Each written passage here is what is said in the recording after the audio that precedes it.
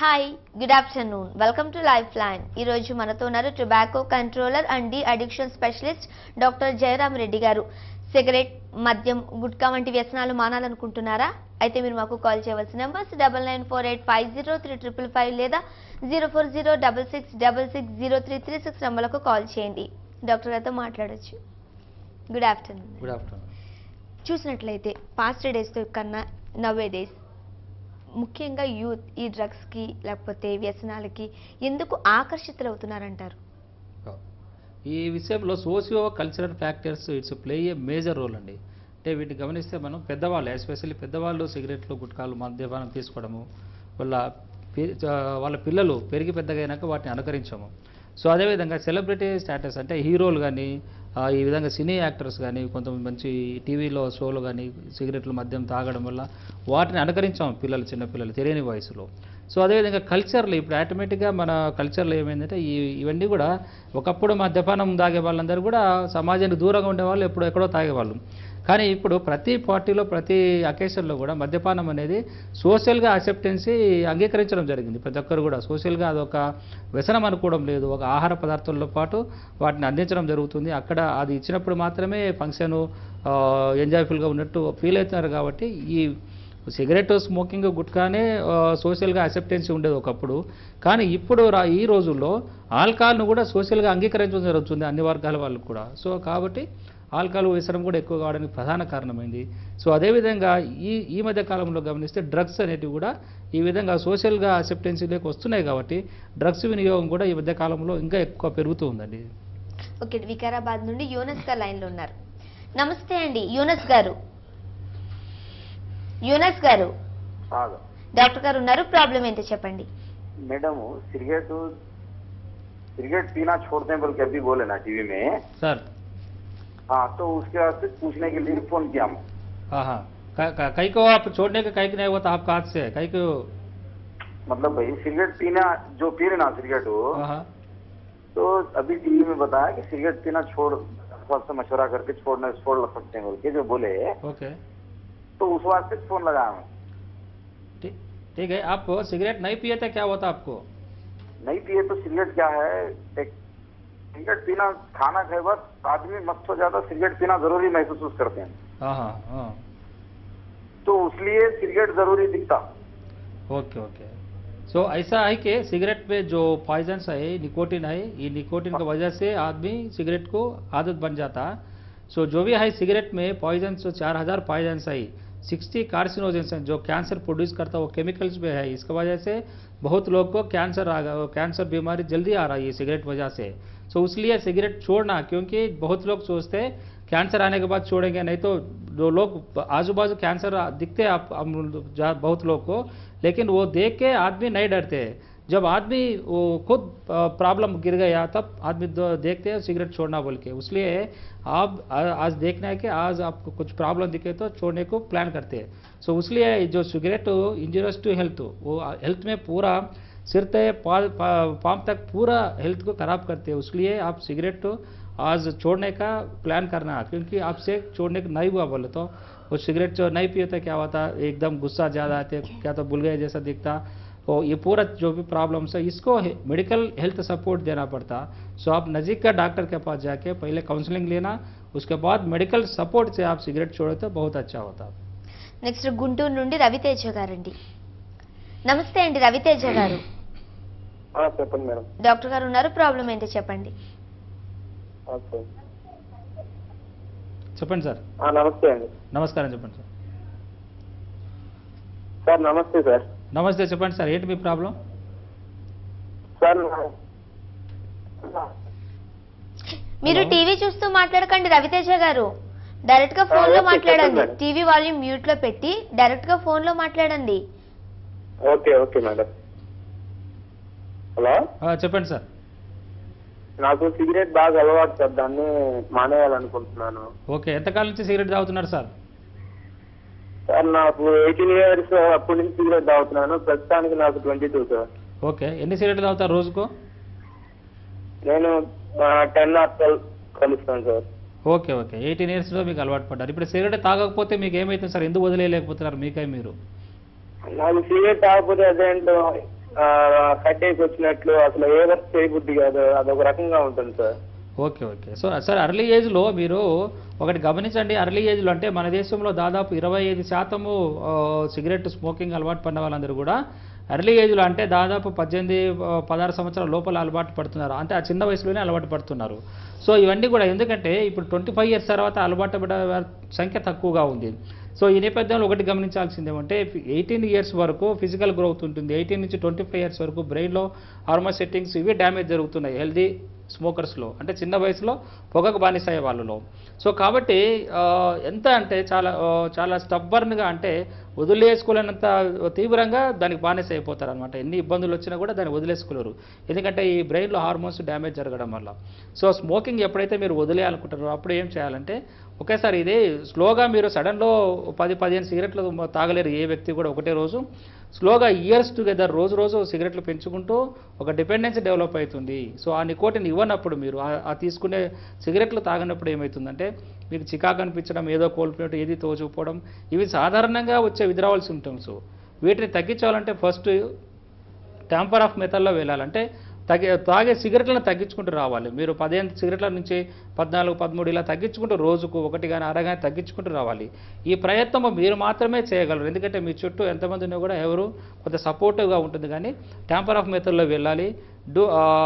5 dos అంటే మీకు cigarette తాగాలనిపించినప్పుడు delay it, అంటే వీలైనంత వరకు దాన్ని పోస్ట్పోన్ చేయాలి ఆ సిగరెట్ తాగేదాన్ని. సో డూ సంథింగ్ అంటే దాన్ని మర్చిపోయే విధంగా ఏదో ఒక వ్యాపకం చేయాలి. డీప్ బ్రీతింగ్ అంటే సిగరెట్ తాగాలనిపించినప్పుడు మీరు శ్వాస డీప్గా పీల్చుకొని ఒక 10-15 సార్లు చేసినట్లయితే అర్జు సిగరెట్ తాగాలని కోరిక తగ్గిపోతుంది. అదేవిధంగా డ్రింక్ మోర్ వాటర్, ఎక్కువ వాటర్ తాగడం వల్ల కూడా ఈ సిగరెట్ క్రేవింగ్ అనేది తగ్గిపోతూ వస్తుంది. సో ఈ విధంగా చేయండి. మీకు ట్యాంపర్ ఆఫ్ మెథడ్లో వెళ్ళండి. మీకు కంట్రోల్ చేసుకోవడం కష్టమైతే తప్పకుండా డిఅడిక్షన్ సెంటర్లో సంప్రదించండి. నెక్స్ట్ మాచివరం నుండి మహాలక్ష్మి గారండి. నమస్తే అండి మహాలక్ష్మి గారు. నమస్తే అండి. డాక్టర్ గారు ఉన్నారు, మాట్లాడండి. నమస్కారం అండి డాక్టర్ గారు. నమస్కారం, చెప్పండి. మా వారికి గుట్కా కైని అలవాటు ఉందండి. అది నేను ఎన్నిసార్లు చెప్పినా ఆయన మానలేదు. ఓకే, అది మానిపించడం ఎలాగో చెప్తే. ఓకే అమ్మా. సో పేషెంట్ వదిలేయాలని ఆయనకు ఆలోచన లేకపోతే ఏ డాక్టర్ కూడా ఏం చేయలేమా. మనం ఎన్ని ప్రయత్నాలు చేసినా కూడా ఉపయోగం ఉండదు. ఫస్ట్ వాళ్ళు రియలైజ్ కావాలా, పేషెంట్ రియలైజ్ అయిపోయి వదిలేసుకోవాలనిపించినప్పుడే. ఎందుకంటే సైకలాజికల్గా పేషెంట్ అది ఒక వ్యసనం అని ఒప్పుకోవాలి. ఒక వ్యసనము, దాని నుంచి ఆరోగ్యం చెడిపోతుంది, రకరకాల రోగాలు, క్యాన్సర్లు వస్తున్నాయి, చనిపోతాము అని ఎప్పుడైతే పేషెంట్కి అనిపిస్తుందో అప్పుడు వదిలేయాలని ప్రణాళికాబద్ధంగా ముందుకు వస్తారు. అయితే మీరు అంటున్నారు ఆయన వదిలేయలేడు, మీరు మానిపించాలనుకుంటున్నారు. సో ఈ విధంగా చేయడం కష్టము. పేషెంట్ రియలైజ్ అయ్యి దాన్ని వదిలేసుకోవాలనుకున్నప్పుడు డాక్టర్స్గా మనం సపోర్ట్ థెరపీ ద్వారా మనం బయటికి తీసుకురావచ్చు అండి. సైకలాజికల్ రికవరీ అంటే ఎందుకు వదిలేయలేరు, మన ఇప్పుడు సాధారణ జబ్బులు తీసుకుంటే వేరే హార్ట్ అటాక్ కానీ, క్యాన్సర్ కానీ, చర్మ వ్యాధులు కానీ ప్రతి పేషెంట్ కూడా ఎవరు ఆ జబ్బులు రావాలని కోరుకోరు. కానీ వీటి గుట్కా కానీ, కైని, సిగరెట్, మద్యం, డ్రగ్స్ ఇవన్నీ కూడా డబ్బులు ఇచ్చి కొనుక్కుంటున్న వ్యసనాలు, వాటి ద్వారా ఎన్నో భయంకరమైన రోగాలు వస్తున్నాయి ఈరోజు. అంటే రియలైజేషన్ లేదు, సైకలాజికల్గా వాళ్ళు ఒప్పుకొని దాని నుంచి బయటికి రావాలనుకున్నప్పుడు తప్పకుండా మనం ప్రయత్నం చేయొచ్చు అండి. నెక్స్ట్ సికింద్రాబాద్ నుండి రాజేష్ గారు అండి. నమస్తే అండి రాజేష్ గారు. నమస్కారం అండి. డాక్టర్ గారు ఉన్నారు, మీ ప్రాబ్లం ఏంటో చెప్పండి. సార్ నమస్కారం సార్. నమస్కారం, చెప్పండి సార్. సార్ నాకు 8 ఇయర్స్ నుండి డ్రింక్ అలవాటు అండి, ఆల్కహాల్. ఓకే. సో దాంతో పాటు గుట్కా కూడా తింటాను రెగ్యులర్ గా. సో అది మానాలంటే కొద్దిగా నాకు ఇబ్బంది అనిపిస్తుంది. అది మానాలంటే ఎట్లానండి? అంటే ఇబ్బంది అయితే ఏమి ఇబ్బంది అనిపిస్తుంది సార్ మీకు? అంటే నాకు నైట్ కాగానే తాగాలని కొద్దిగా ఇది అనిపిస్తుంది అనమాట. మార్నింగ్ పూట నేను తాగలేను. సార్ ఒకసారి ఈ మద్యం కానీ వీటికి టొబాకో కానీ మన శరీరము అలవాటు పడడం మొదలుపెట్టిందంటే స్లోగా ఆ తర్వాత మనం అది ఇస్తున్నంత వరకు ఒక రకమైన ఆనందముగా బాడీ ఎంజాయ్ చేయడం మొదలవుతుంది. శరీరం కూడా, మానవ శరీరం కూడా ప్రతి క్షణం సుఖమే కోరుకుంటుంది. అయితే వీటిలో తాత్కాలికమైన సుఖం ఉంటుంది తప్పకుండా. ఈ మద్యపానం కానీ, ధూమపానం, ఈ టొబాకో చీవింగ్లో కానీ ఈ తాత్కాలిక సుఖం, ఆనందం, ఎంజాయ్మెంట్ ఏదైతే ఉందో వాటిని మనం అలవాటు పడతాము. సో ఆ విధంగా కంటిన్యూ చేస్తూ ఉంటాం. మన పక్కన ఎంతోమంది రకరకాల ఫ్యామిలీస్ నాశనం అయిపోతున్నాయి ఈ తాగిన మద్యం మత్తులో. చంపడం కానీ, లేదా చంపబడడం కానీ, యాక్సిడెంట్ చేయడం కానీ, ఇన్ని రకాల ప్రాబ్లమ్స్ జరుగుతున్నాయి. మరి ఎందుకో మన దేశంలో ఇంతమంది వీటికి వదిలేయకుండా బానిస అయిపోయి చనిపోతున్నారంటే ఒకటే గమనించాలి, ఇది చాలామంది సబ్జెక్టివ్ ఆఫ్ సెల్ఫ్ సఫరింగ్. అంటే పక్కవాడి క్యాన్సర్ వచ్చినప్పుడు పట్టించుకోరండి, ఎప్పుడైతే ఆ వ్యక్తి క్యాన్సర్ కానీ లేదా హార్ట్ అటాక్ సిమ్టమ్స్ కానీ కనిపించినప్పుడు వదిలేయాలనుకుంటాడు, కానీ అప్పటికే ప్రమాదకరమైన స్టేజ్లోకి వెళ్ళిపోయే అవకాశం ఉంటుంది. కాబట్టి మీరు ఇన్నర్ విజువలైజేషన్ మోస్ట్ ఇంపార్టెంట్. అంటే వీటి నుంచి ఆరోగ్యం చెడిపోతుంది, కాబట్టి ఆరోగ్యం డ్యామేజ్ అయిన తర్వాత ఏమీ చేయలేము. వాటిని మంచిగా ఉన్నప్పుడే రక్షించుకోవాలి. కాబట్టి వీటిని వదిలేసుకోవాలి. వదిలేసుకోవడానికి మీకు కష్టమైనప్పుడు దగ్గరలోని డిఎడిక్షన్ సెంటర్లో సంప్రదించండి. మీరు నెక్స్ట్ నల్గొండ నుండి శివ గారండి. నమస్తే అండి శివ గారు. అవునండి. డాక్టర్ గారు ఉన్నారు, మాట్లాడండి. Good evening sir. Sir good evening, చెప్పండి. సార్ నేను డైలీ ఒక 10 సిగరెట్ తాగుతాను సార్. ఓకే. ఇది మానాలనుకుంటాను సార్. ఎన్ని సంవత్సరాల నుంచి అలవాటు? ఎలా మానేయాలో నాకు తెలియడం లేదు సార్. సార్ ఎన్ని సంవత్సరాల నుంచి స్మోకింగ్ అలవాటు ఉందండి? 10 సిగరెట్ దాకా సార్. ఎన్ని సంవత్సరాల నుంచి అలవాటు ఉంది? 10 ఇయర్స్ సార్. 10 ఇయర్స్ నుంచి. Okay okay sir. సిగరెట్ కానీ గుట్కా ఇవి కానీ అలవాటు పడినప్పుడు ఎలా అంటే, మీరు ఆ సిగరెట్లో 10 సిగరెట్లు తాగుతూ ఉంటేనే మీకు మంచి ఆలోచన వచ్చినట్టు, ఆరోగ్యంగా ఉన్నట్లు ఫీల్ అవుతారు. Because of nicotine. వీటిలో ఉన్న నికోటిన్ స్టిమ్యులేషన్ నుంచి బ్రెయిన్లో ఎస్పెషల్లీ 2 రకాల హార్మోన్స్, డోపమైన్ అండ్ నారెఫిరెఫిరెన్స్, 2 రకాల కెమికల్స్ రైజ్ అవుతాయి. రైజ్ అయినప్పుడు ఏమవుతుందంటే, మీకు సిగరెట్ తాగిన ప్రతిసారి మంచి ఆలోచన వచ్చినట్లు, మంచి శక్తి వచ్చినట్లు, ఎంజాయ్గా ఉన్నట్టు ఫీల్ అవుతారనమాట. సో దానికి అలవాటు పడతారు. కాబట్టి ఆ విధంగా పదే స్మోకింగ్ మీరు కంటిన్యూ చేస్తూ ఉంటారు. ఒకటి గమనించాల్సింది ఏమంటే, సిగరెట్లో కానీ గుట్కాలు కానీ వీటిలో ఆరోగ్యానికి మంచిది ఏవీ లేవు, అన్నీ ఆరోగ్యానికి హానికరమే. వీటి నుంచి నాలెడ్జ్ రావడం కానీ, మనం ఏదో చాలా జ్ఞాపక శక్తి పెరగడం అలాంటివి ఏవి ఉండవు. ఇవన్నీ కూడా భ్రమలు. సో తప్పకుండా వీటిని వదిలేసుకోవాలి. ఎందుకంటే క్యాన్సర్ వచ్చినాక, హార్ట్ అటాక్ వచ్చినాక వదిలేసినా కూడా వేస్తే ముందే వదిలేసుకోవాలి. వదిలేయాలనుకుంటే ఒక ప్రణాళికాబద్ధంగా.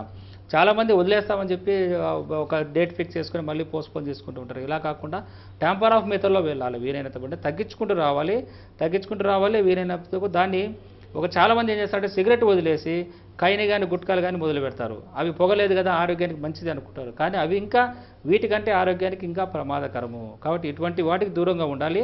వీలైతే మీకు ఇవి వదిలేసుకోవాలి. ట్యాంపర్ ఆఫ్ మెథడ్లో వెళ్ళండి. ఎక్సర్సైజ్ చేయండి. ఏరోబిక్ ఎక్సర్సైజ్ చేయడం వల్ల, జాగింగ్ కానీ స్విమ్మింగ్ కానీ చేయడం వల్ల మీకు ఆ క్రేవింగ్ తగ్గుతూ వస్తుంది. అదేవిధంగా యోగా, మెడిటేషన్ ఇవి కూడా చేయడం వల్ల మీకు ఆ క్రేవింగ్స్ తగ్గిపోతాయి. దాని నుంచి దూరం అయ్యే అవకాశం ఉంటుంది. నెక్స్ట్ తెనాలి నుండి రంగయ్య గారండి. నమస్తే అండి రంగయ్య గారు. అవునండి. డాక్టర్ గారు ఉన్నారు, మాట్లాడండి. నమస్కారం అమ్మా. సార్ చెప్పండి సార్. నమస్తే. నమస్కారం సార్ డాక్టర్ గారు. సార్ చెప్పండి సార్, ఏంటి విషయం? నేను దాదాపు 12వ సంవత్సరం 13వ సంవత్సరం నుంచి బీడీలు అలవాటు అయింది సార్. సార్ అప్పటి నుంచి మాందాం అనుకుంటున్నాను, మానలేకపోయానండి. ఓకే. ఇప్పుడు మీ వయసు ఎంత సార్? ఇప్పుడు నా వయసు 55కి వచ్చింది సార్. ఓకే ఓకే చెప్పండి.